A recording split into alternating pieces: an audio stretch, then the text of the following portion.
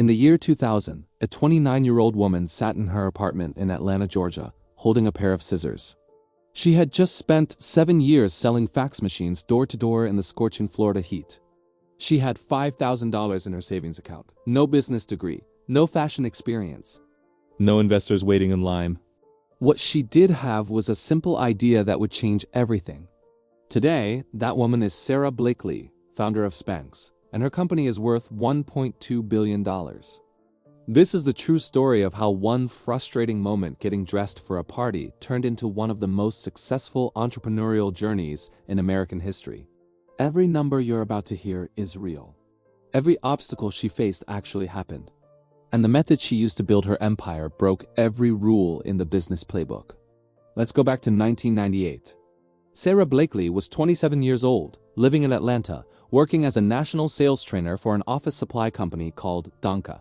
She had graduated from Florida State University with a communications degree. She had briefly worked at Walt Disney World for 3 months. Then she took a job that would shape her entire future, selling fax machines door to door. She was good at it, really good. So good that she got promoted to national sales trainer at age 25. But there was one problem that drove her absolutely crazy. Her job required professional attire, which in the 1990s meant pantyhose. In the brutal heat and humidity of a Florida summer, this was torture.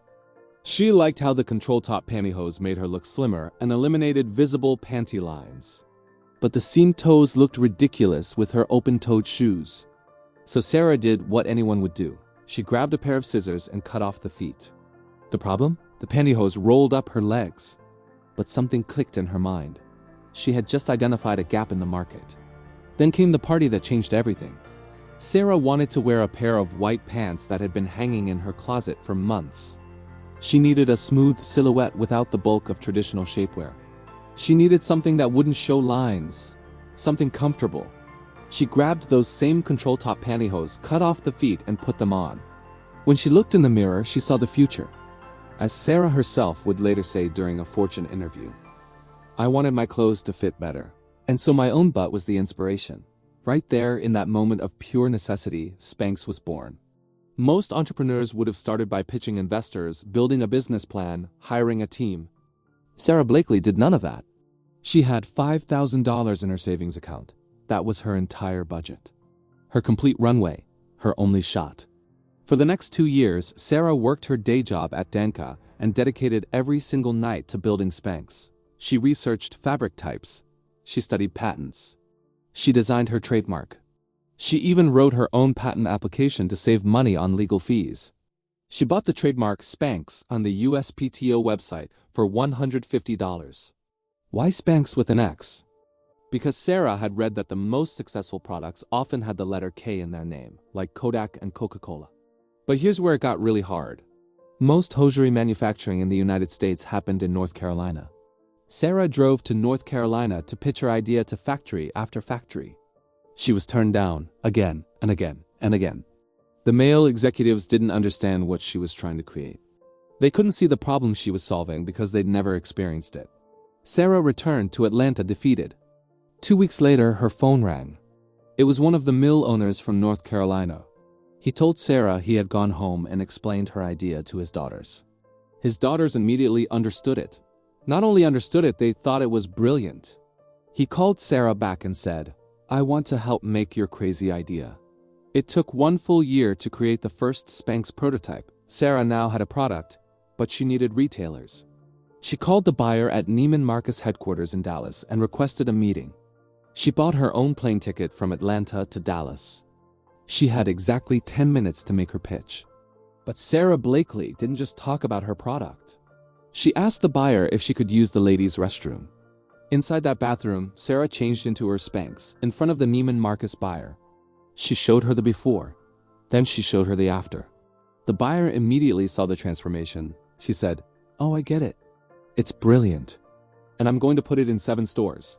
7 Neiman Marcus stores agreed to carry Spanx in the year 2000. Bloomingdale's, Saks, Fifth Avenue, and Bergdorf Goodman soon followed. But Sara knew that getting on shelves wasn't enough. She needed women to actually buy the product. So she did something most CEOs would never do. She contacted her friends and asked them to go into those 7 Neiman Marcus stores and buy Spanx so the product wouldn't tank. She would mail them checks to reimburse them. She also admitted that she would sneak into stores and move Spanx products from the back corner to the cash registers. She even bought a personalized license plate that said Spanx.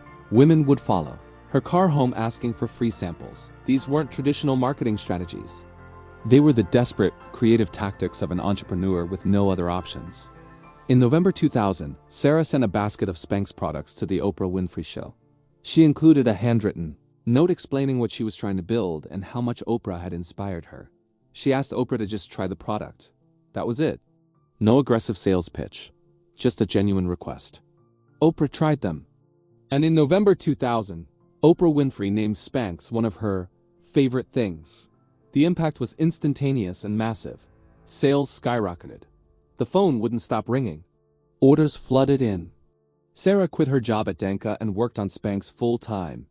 In its first year of business, Spanx generated $4 million in sales. In its second year, $10 million. The company was profitable from day one. By 2001, Sara had signed a contract with QVC, the home shopping channel. By the end of the decade, Spanx was generating hundreds of millions of dollars in annual sales. And here's the most remarkable part. Sara never took outside investment. She maintained 100% ownership of her company. No venture capitalists. No private equity. No dilution. Just Sara, her vision, and her relentless execution. In 2012, Forbes magazine featured Sara Blakely on its cover. She was named the youngest self-made female billionaire in the world at age 41.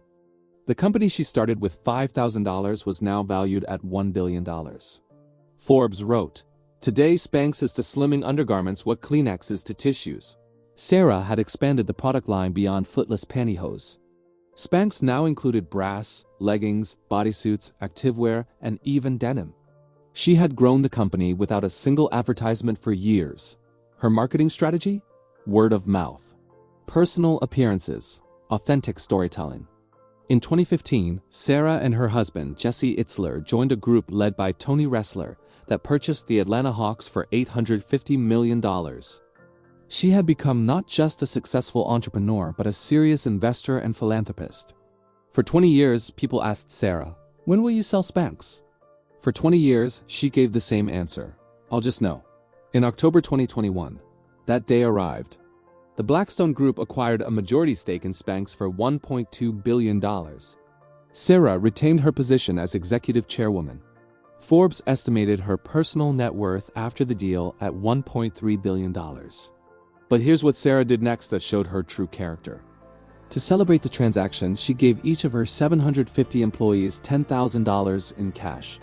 She also gave every employee 2 first-class plane tickets to anywhere in the world they wanted to go. This gesture alone cost millions of dollars. Sara wasn't just building wealth. She was sharing it with the people who helped her get there. So how exactly did Sara Blakely turn $5,000 into $1.2 billion? Let's break down her actual method, the strategy that made this possible. First, she identified a real problem she personally experienced. Sara didn't create Spanx because market research told her to. She created it because she needed it.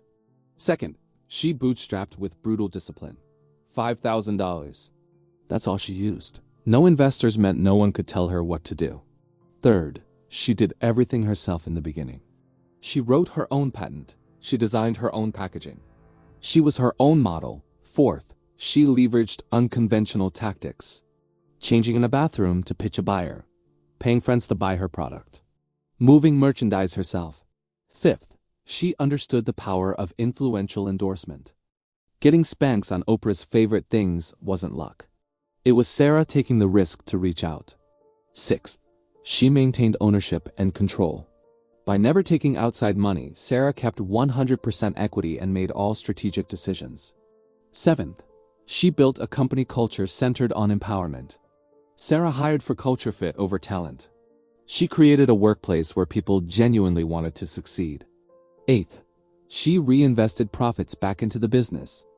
Instead of extracting cash early, Sara used revenue to fuel growth and expansion.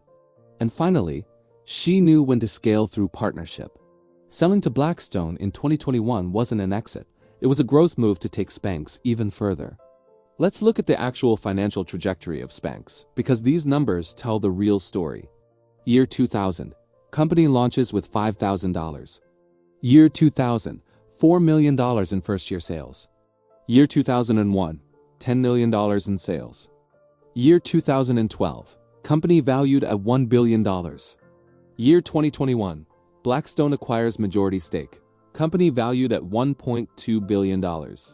Sara's personal net worth, $1.1 billion as of February 2025. From $5,000 to $1.2 billion in 21 years. That's a return of 240,000%. No venture capital, no debt, no investors. Just relentless execution, smart strategy, and an unshakable belief in solving a real problem. But Sara Blakely's story isn't just about wealth creation. It's about what she did with that wealth once she earned it. In 2004 to 2005, Sara competed on Richard Branson's reality show called The Rebel Billionaire. She finished second but won $750,000. She used that money to establish the Sara Blakely Foundation. The foundation has donated more than $5 million in scholarships and grants to aspiring female entrepreneurs. In 2006, Sara donated $1 million to the Oprah Winfrey Leadership Academy for Girls. In 2013, she became the first female billionaire to join the Giving Pledge.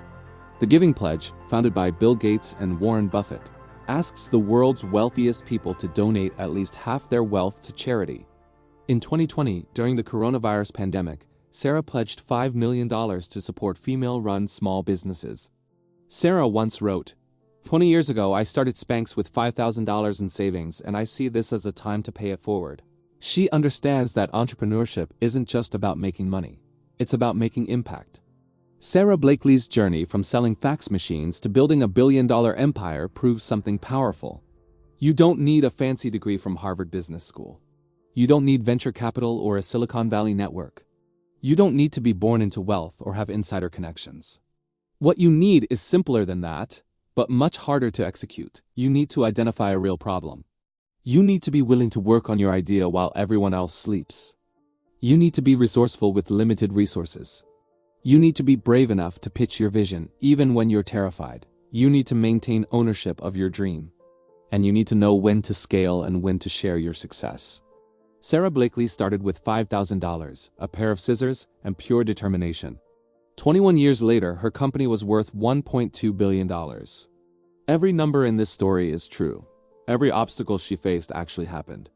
The question isn't whether this kind of success is possible. Sara proved it is. The question is, what problem are you going to solve? And are you willing to do whatever it takes to make it happen?